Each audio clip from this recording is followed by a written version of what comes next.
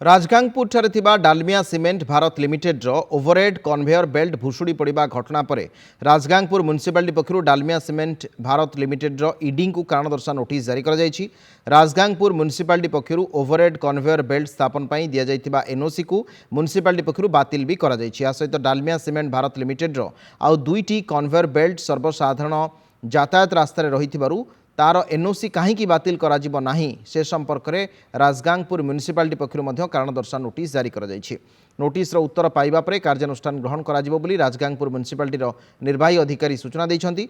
गत 26 तारिख में ओवरहेड कन्वेयर बेल्ट भुशुड़ी पड़ा राउरकेला एनआईटी सिविल इंजीनियरिंग विभाग एक टीम घटनार तदंत जारी रखिंट।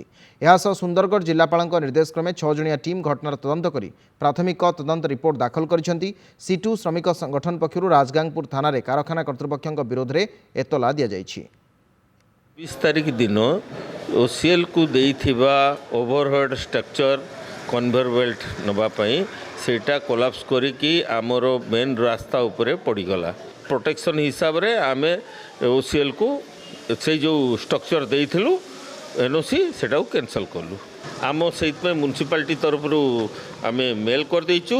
एटा देखंतु मेल चिठी से तार जदि से भूल करूची आ भूल उपरे भूल करूची से तार दोषी रहिबो। कोन अध्यक्षा राजगांगपुर म्युनिसिपालिटी निर्देश रे डीसीबीएल को दिया जाइथिबा कन्वेयर बेल्ट पाई एनओसी को बातिल कराइछि आउ तांको नोटिस दियाइछि। से मांकर आउतर आसीबो देखिबा कोन जवाब देउछन्ती आ तापरे म्युनिसिपालिटी तार एक्शन नेबो।